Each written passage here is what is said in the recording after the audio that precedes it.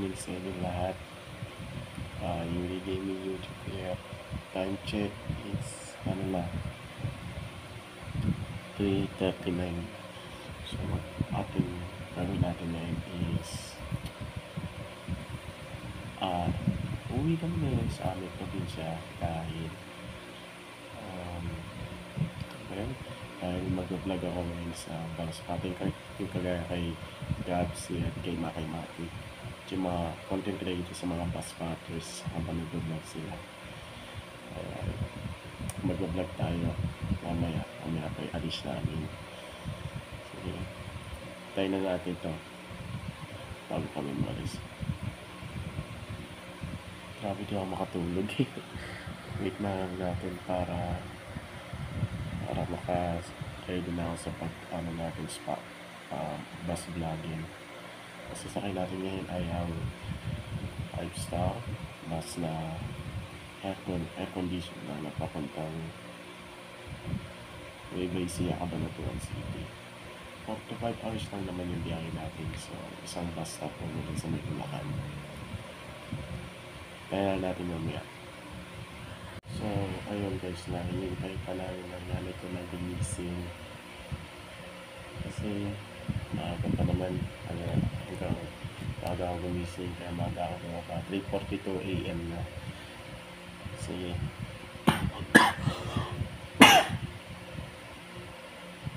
sorry, inuubo lang talaga ako. Dahil napaka-excited ko kasi umuwi ng probinsya talaga kasi wala akong magawa dito sa Manila dahil napaka-boring.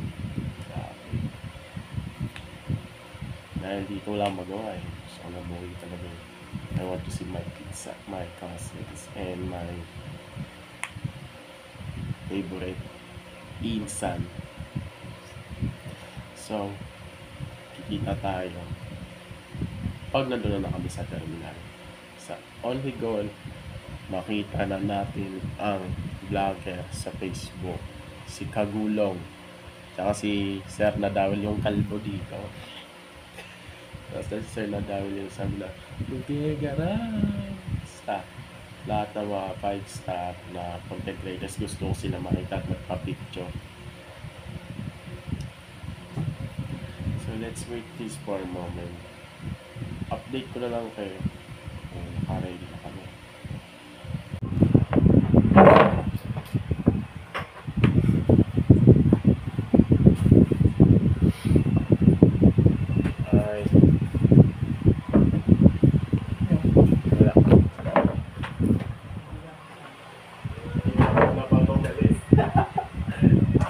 Picture ko na bago umalis.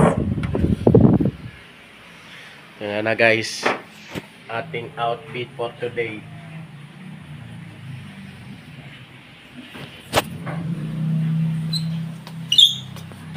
Nice. So, handa na tayo sa pag-vlogging mamaya, alam nyo na. Ito na guys, nasa labas na tayo. So naka-face mask na ako dahil inubo at sipon ako. Ito na ang ating bag. Diyan. Tatawag na ako ng tricycle. Time check 5:17 pang madaling araw. So sana makakabot kami sa mga kasakay ng bus. Dapat yung sinasakyan namin yung 3581 yung Yutong C12 yung latest unit ng bus. Sana lang doon na tayo magkita sa terminal. Alright guys, nandito na tayo sa loob ng 5-star 880 kaya Cabanatuan via SFX. Di na papagkabalakan at siguro subscribe sa inyo sa make sure like and subscribe for Yuri Gaming YouTube for more updates sa mga bus vloggings. On time pa lang kami, wala na kami makupuhan, so dito lang kami sa dito lang kami sa pinakalikod ng bus. Pero comfort ako dito, pero sa window seat hindi ko alam ang pag-inig ko talaga makita. So guys, mula dito si Kagulong at si Nadawil. Ano ano yung number ng bus na nagawin? Nakakalimutan na. Kaya na natin pakasarinig sa mga main driver. Kasi ngayon na tayo. Kasi nagtamo siya. May 24-hour perfume na ay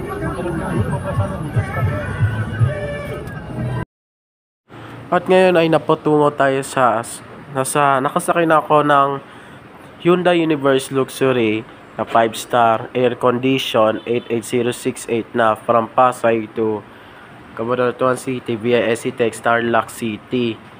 Pero ang sinakyan ko ngayon ay napakalamig lang, pero doon kami nakaupo ng mga families namin sa pinakalikuran ng bus. Sabi ng nanay ko dahil nakakahilo daw yun, pero tiniray ko hanggang pagtapos ng biyahe. Grabe, nakakahilo ba. Tuloy na natin to para sa biyahe natin. Medyo wala akong ginagawa ngayon, so pinag-bus spot ko lang tong C12 na 5-star na reversing hanggang sa parkingan. Itong bus na 5-star Yutong C12 Pro ay pinaka-latest ng bus nila. Tsaka yung LA na tourist na Higer.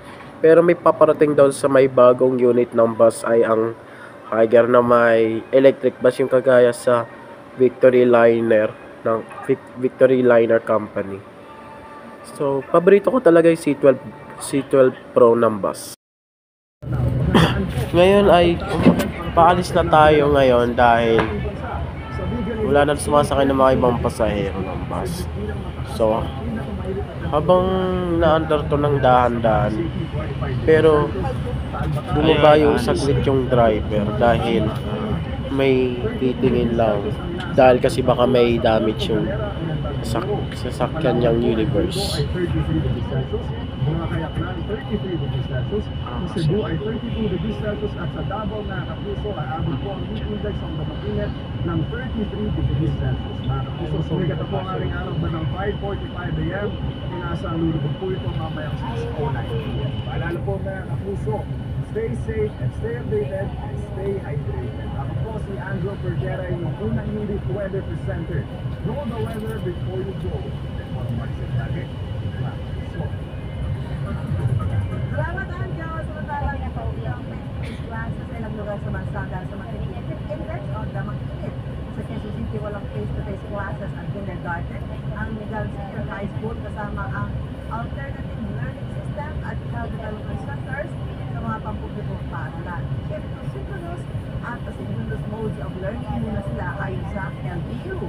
Sa St. Paul University sa Quezon City, patutupad ang asynchronous classes mula grade 3 hanggang grade 12. Asynchronous din ang mode of learning sa mga pang-umaga sa kolehiyo, habang synchronous classes sa mga pang-hapon sa kolehiyo.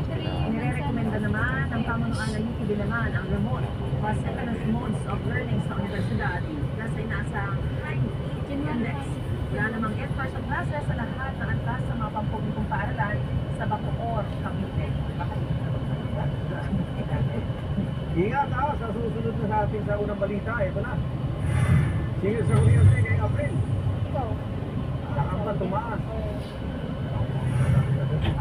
Nakatutok tayo sa iba't ibang terminal at paliparan para sa inaasahang conflict exodus ngayong weekend.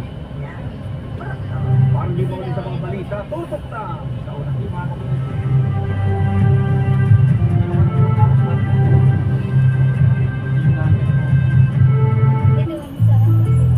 Tuwing summer, ang kids mas hyper. Kaya ang favorite nilang fruit juice, lemon juice. Hanggang sa ilang minuto at ngayon ay nakaalis na tayo dahil parang may nagkakaproblema lang kanina. So, ang ginawa ko na bago mandar ng bus, mandar na tayo dahil tinignan ko lang yung pinaka-paborito kong interior at exterior unit ng 5-star bus na Yutong C12 Pro. Pati yung loob niya maganda. Pero yung driver seats niya maganda. 3596 Yutong C12 na papuntang Dayo, Tarlac. Napakaganyan ng tignan. At yung headlights niya parang parang futuristic lang. bago umalis, tinignan ko lang lahat ng langit kung maganda rin hindi. Alam ko lang kasi first time ko lang mag-pass vlogging dito ngayon 2025. CDO Carne Norte. Ang daming pwedeng lutuin. Sarap sulit ang ngipin. CDO Carne Norte. Bili na! Check the label, mommies! Check the label, mommies! Check Nasal 3 Plus. Check ang up to 1 billion probiotics. Check ang DHA. Check din ang no added table sugar. Tulong para protected to learn. Check the label, mommies! Sarap ng feeling malaman na ang paborito nila hindi ko kagad. Wait, dapat po tayo. Ba, dito sa pagsabi natin kung sa'yo. Favorite mo pa rin ba? Makina. Ang sarap ng sa sobrang sarap lang. Unlike those ones. Parang sumasarap na lahat. Nescafe Classic, ang black coffee na pinakamasarap sa napagsarap. Sabi nila, unlike my dad, but the upgraded version, pati probiotic drink niya, upgraded din from lahat mo. Dutch Milk Delight. It has probiotics plus prebiotic fibers for a healthier tummy and stronger immunity. Dutch Milk Delight. Upgrade na! It's time to Malutuin, confident na tayo masarapin. With all-in-one match sarap. Kaya naman ang pamilya, magpapa. It's magic! Kahit nagpas ka na sa kalendaryo, marami ka pang gustong gawin sa buhay. Pero kanina na mag-Berta, habang mas na, daw tigil may katawan at resistent. Kapit mga higa na kamba ang dasasingin sa kuryente ngayong Abril. Ay sa meron kung posibleng may pagtaas ay mapataw na generation charge. Gusto daw ito ng mataas ang bilang sa kuryente dahil sa mainit na panahon at mababang supply ng kuryente dahil sa mga power outage. Sarap tunog ng makina. Ang taas din sa kuryente ay dahil sa mahal na presyo sa spot market. Pinatikot din lang Department of Energy dahil hindi umano nare-resolve ang matagal ang problema tuwing tag-init. Dahil ang pagdipis ng supply ng kuryente sa mga unplanned shutdown ng mga planta. Magkukuha pa ng Gemma Integrated News ang reaction dito ng DOE.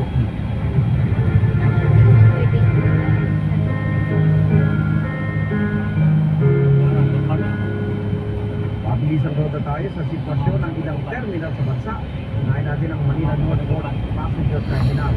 Ito ang balita dahil si James Agustin. James, Good morning, maaga pa lang may mga pasahero na nagtungo dito sa Manila Northport Passenger Terminal na pauwi sa kanilang mga probinsya para sa Semana Santa.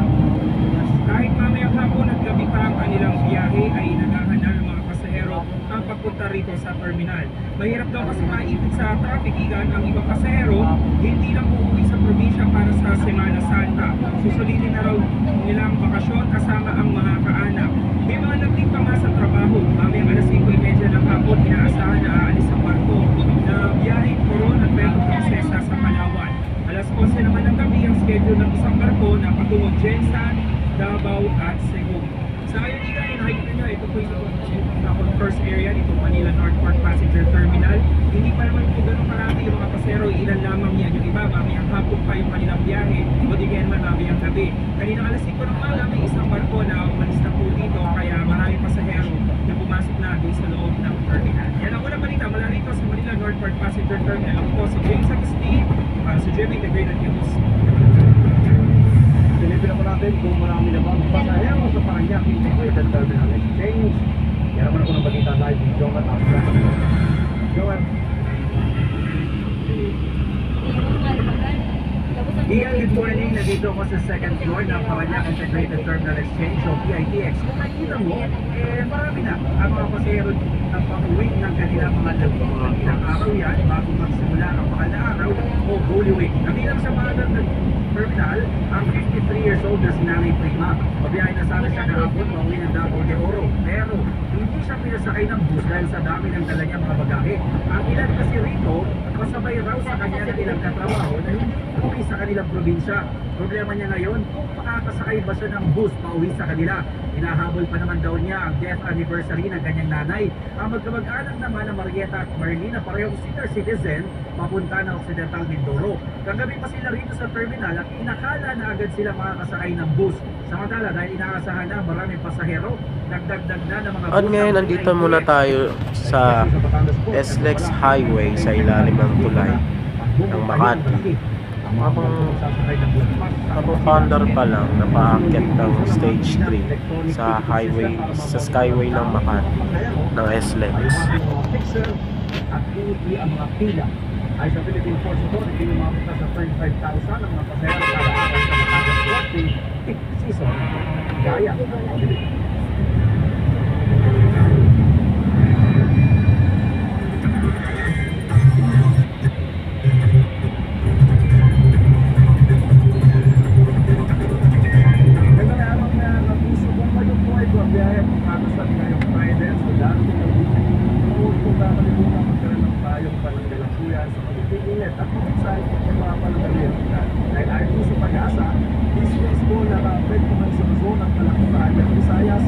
Intertropical Convergence Zone 1 ITCZ ang umiro sa Eastern Visayas at sa buong Mindanao.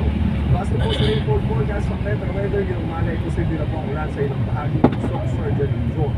Masapit ng hapon, uulan na rin ang halos buong Visayas at Mindanao. Posible po ang heavy to intense rains kaya maging alerto sa banta ng baha o kaya naman ang landslide. Bukas, asahan na po ulan sa Palawan, Visayas at Mindanao, lalo na po sa madang hapon. Sa linggo ng palaspas, bumaba ang ulan sa malaking bahagi ng Visayas at posible pa rin ang ulan sa Palawan at halos buong Mindanao. Uulan din ang ilang bahagi ng modo ng Central Zone sa bandang Taclo. Nakakaasa naman po ang mahal sa panahon ng mga taga-Manila, maliban na lang po sa ilang lugar na posibleng gulmin lalo mamayang hapon at sa hapon at buong Sunday. So, nandito nga po tayo sa Lugo, Pampano sa nagaganap at nagbabalik ang Hot Air Balloon Festival. At marami na po nangyayari dito. Ito po mga nasa luguran po. Kung nakita na nag-i-inflate na sila ng mga hot air balloon. So, nagtatagal po ito ng 45 minutes to 1 hour. Kanina kausap ko nga po isa sa mga organizer ng Hot Air Balloon Festival sa Disturia. Sabi niya, nasa nilang tao sa buong weekend na to ay 30,000 na tao. At first day, at ngayong Friday, 10,000 people po ang mag-isaya. At siyempre, ang mga gusto makikita sa mga pinaan ng Hot Air Balloon Festival. At hindi lang ito, marami po silang pinagawa dito. May mag-gusto festival, maraming kain, at maraming pang iba. Siyempre, sa mga ganitong minutes na nagpapapanood yan, dito lang sa inyo pang mas morning show sa Lagi ng Mata. Sige. At ngayon ay paakyat na tayo sa Skyway Stage 2 sa Makati SLEX Highway para makadiretso doon sa may NLEX Highway. Ang Chinese national at kanyang driver sa Rodriguez Rizal nitong Miyerkules. Ang van, nahuli sila ng mga biktima na huli cam na inabandona sa Quezon City. Ang paligtas sa James Agustin. Mag-aalas alas 8 ng gabi noong March 29 na makuna sa CCTV camera ang van na ito na mula sa EDSA ay pumasok sa seminary room sa Barangay Bahay Toro, Project 8, Quezon City. Pumarada ang van sa gilid ng kalsada. Matapos ang halos 2 minuto, bahagya itong bumusan. Makikita may bumaba sa passenger side na sasakyan. Bumukas naman ang pinto sa driver side at hindi na may sinilip ang driver. Ilang saglit pa muling umusan ang sasakyan. Hanggang sa bumaba ng driver nito. Naglakad na papalayo sa lugar ang dalawang sakay ng van. Inabandona ang van hanggang sa mai-report na ito sa pulisya. Umaga nitong Martes, April 8. Pinuntahan ito ng mga operatiba ng PNP Highway Patrol Group at pinoroseso ng SOCO. Ang van na pag-alamang ang muling sinakyan ng Chinese businessman si Anson K. o Anson Tan at kanyang driver layo pa yan. Pabidyo. Pulis sila nakita ang buhay ng Umabot sa 100 gigabytes to. Paalis sa opisina ni Quezon Valenzuela. Nitong Miyerkules sa umaga, April 9, bangkay na namatagpuan ng dalawa sa sitio Udyongan sa Barangay Macabud, Rodriguez, Rizal. Nakasilid ang mga bangkay sa mga nylon bag. Nakadapting ang mga mukha ng mga biktima at nakatali ang mga kamay patalikod. Bumuo na ang PNP ng Special Investigation Task Group para tutukan ang isinasagong investigasyon. Ito ang unang balita. James Agustin para sa GMA Integrated News. Pinareport ngayong umaga, halos siyang na Chinese na sangkot umano sa mga pogo. Nabalita na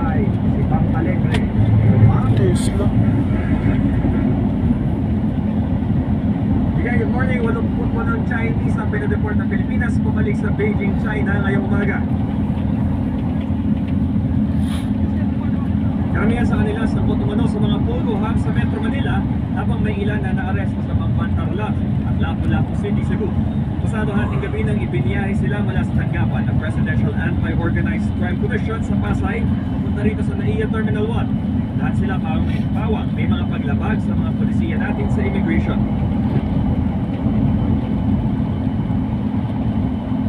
Na isinagawa rito. Dahil sa NAIA Terminal 1 yan, detalye dito sa ating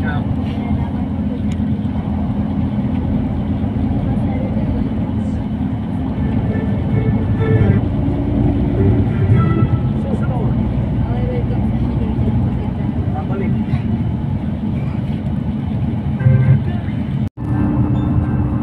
Pero ngayon, bigla ako natulog dahil napaka-sobrang antok ko sa biyahe. Dahil napakailo sa pinakalikora ng bus. Pero nakarating na tayo sa NLEX Highway.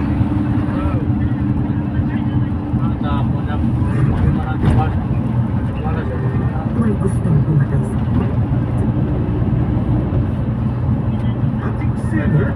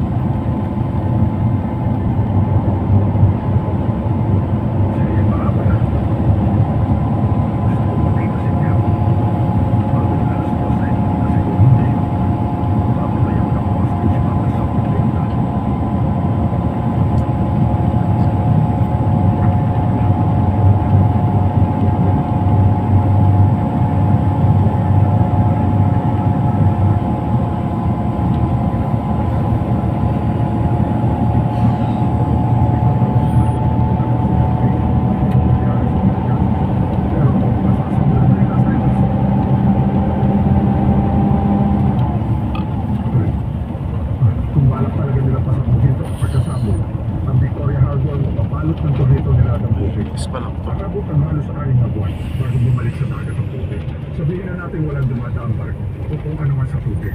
Bilang yan, kung mapapasabog lang nila yan, bigyan ang mawawala sa atin sa mga susunod na taon. Pero ngayon, kumanan tayo para sa SCTEX Highway. Ito ang susunod nating highway na papuntang Tarlac City at papuntang Dayo doon sa or papuntang T-Flex doon sa dinadaanan nating highway. 1,000 kilograms na, kaya isa 5-story building. Hindi ko ang 30 na. Ang power nun sa isang lugar na. Sapat na yung para masira ko. Officer 1, may insight na Robin Hood actions. Maraming figures ang upload. May power iron. Itong tatlong to, sa nine officers. Ito naman isa na ako na. Ito mo rin na dalawang tao. Walang puso rin sa Peggy. Hindi ang Robin Hood.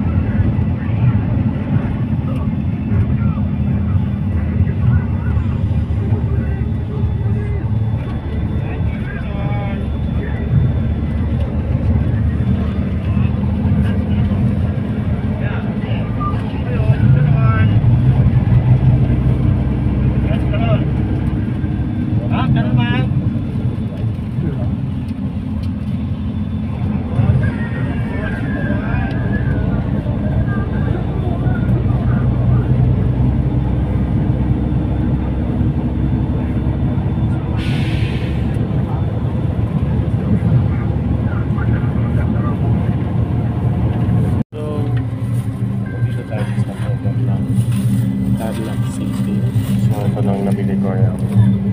So, masarap. Pero masarap na. So, kakainin ko lang muna ito kung masarap na.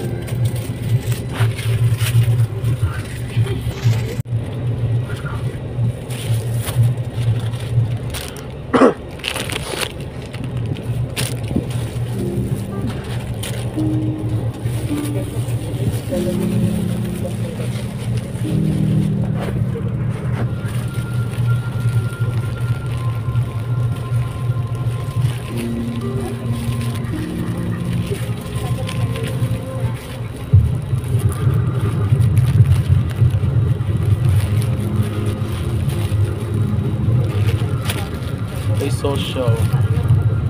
Naka-ziplock pa.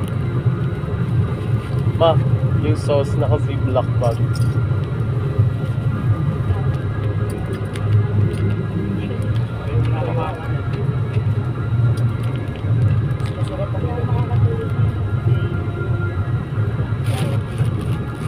Mahal ng ano, banana chips guys. Walang maliliit, 95 isa. Sayang. Eh, dapat yung gusto ko eh, kaso wala eh, mahal eh. Sa Bulacan lang, mga nasa 35 lang. Pero dito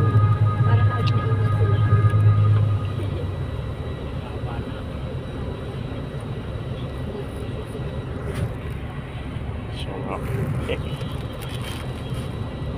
Lagyan na natin. Oops.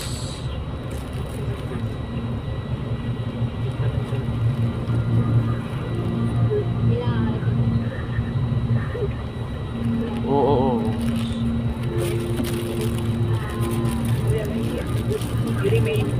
Ha? Kita mamaya na.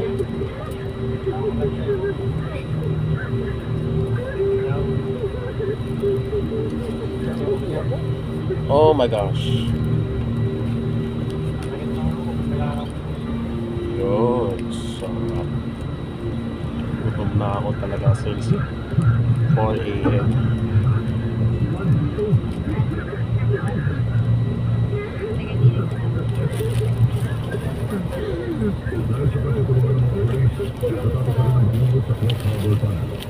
Good taste. Ito na siya guys. Let's take a bite. The perfect bite.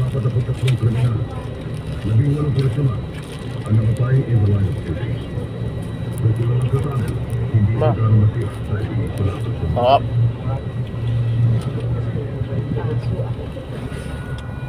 Sarap na siopaw guys oh.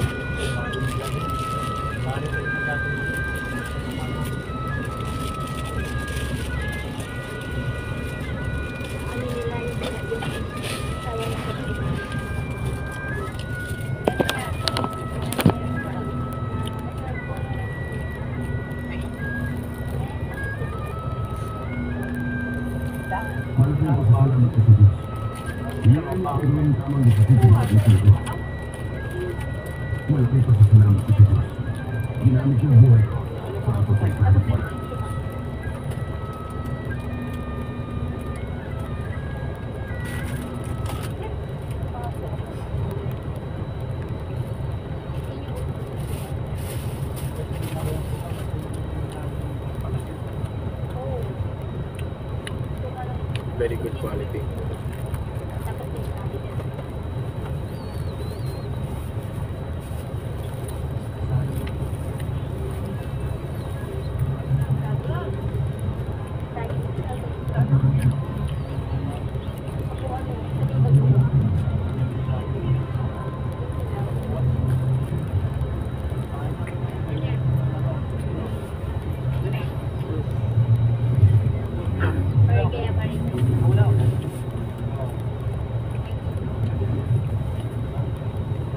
Meron tayong egg. One egg. Ang pwede ko naman ito ay kutsin mo ng feedback sa basic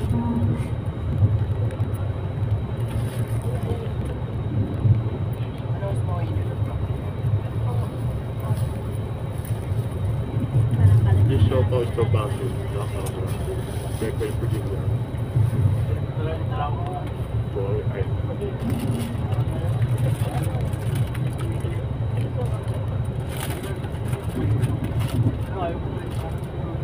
Yun, tiran mo ko.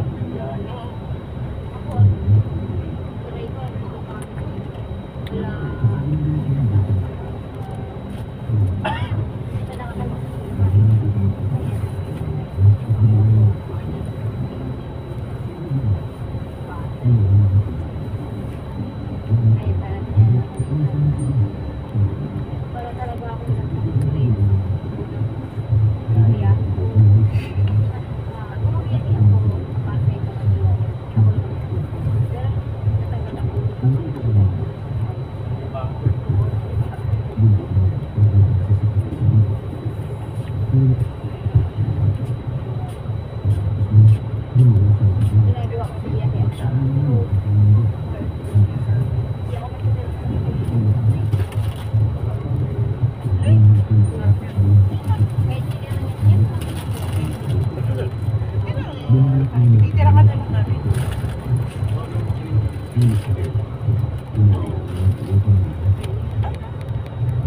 Ay.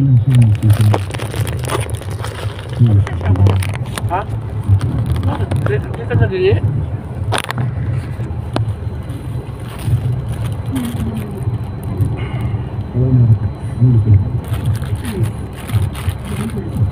Kailan tayo magmura? Ayun, magmura tayo.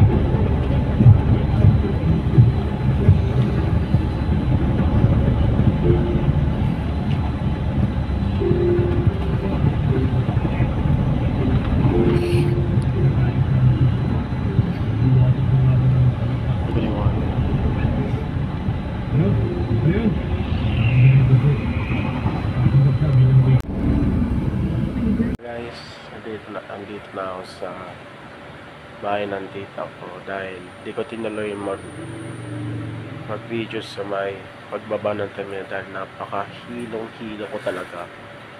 Kaya ayoko na po doon sa pinakadulo ng bus. Salamat sa pakikinood sa inyo. Huwag kalimutan mag-like, share at subscribe. Mag-comment kayo kung anong bus na sasakyan ko. Every year 5-star lang, hindi kahit iba't ibang bus lang. Dahil wala kasi papuntang Cabanatuan lang kay Cisco, I don't know, Cisco, Guns, Golden Bee, Genesis, walang Victory Line, walang Gapo lang yun. Sige, salamat sa pakikinood sa inyo. Salamat din sa pagsuporta. Shoutout na lang sa mga bus vloggers, mga bus spotters. Shoutout na lang sa inyo. Thank you po at paalam. Peace out.